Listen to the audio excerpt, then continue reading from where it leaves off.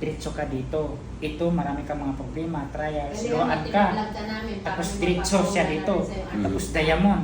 Ito na yung pag-uumpisa na magiging maganda yung buhay mo. Marami nang kakapit sa'yo. Pero dito, mag-ingat ka kasi gagamitin ka nila para sisikat sila. Kukunin yung, kumbaga dadayain o nanakawin yung kasikatan mo. Yun yun. Kaya mag-ingat ka dito. Dito na mag-uumpisa. Oh. Iganon mo, pantay mo kamay. Oh, success, pantay. Walang spiritual battle. Natural yung buhay mo. Tapos dito, salo. Paggastos mo ng pera, okay to. Pero mayroon kang naranasan nung unang mga panahon na hindi mo talaga nalimutan. Ito yun, karanasan mo. Anong karanasan yun, sir? Pag-ibig.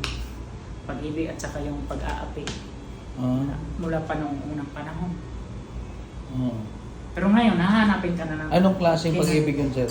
Pag-ibig. Pag-ibig sa... Pag-ibig sa tukso. Tukso, victim ka nang nabiktima siya sa love. Pera lang Nabiktima inabot sa lalaki. kanya. Na pinipirahan lang siya ba? Mga ganun. Ito, galanti siya pag may pera din eh. Totoo. Marami Pero din- ano, sir, bakla siya, hindi? Ito, pwede naman siyang, kasi mga lalaki kasi, pwede siyang magiging tunay na bakla, magpadala siya sa emosyon sa bakla talaga. Ngayon, i-equal balance niya, pwede siyang babaguhin, magiging lalaki na rin siya. Parang ganun. Pero sa ano mo, As bading in- talaga siya. Medyo bading talaga. Si Lahes kung tatawagin. Hindi siya sa lahis. Bading talaga. Bading siya. Hindi siya pwede sa lalaki, pwede sa babae. Pwede siya sa babae, pwede sa lalaki, pero more on bakla talaga. Lalaki talaga. Uy, girl. Dalaga ka na. Kung ang si lahis kasi, ikaw yung Pwede matawag si lahis kasi totoong lalaki ka pero mayroon kang natatago na nagkagusto ka ng lalaki. Yun. Katulad ni Junel. Bakit na pangalan Ganun. ka? Lalaki siya pero Oo. hanap niya. Oo. Lalaki. Pero ang nakaganda lang sa kanya, letter M kasi siya.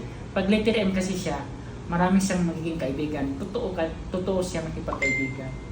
Mayroon din siyang iiwasan na hindi siya magpakita na iiwas siya sa actual. Iiwas lang siya sa patago na hindi niya sisiputin, ganun. Yun ang ugali niya. Baston, magagalit naman din siya pero may prinsipyo ang galit niya. Malayo na yung mararating mo pero ingat ka sa mga accident problem.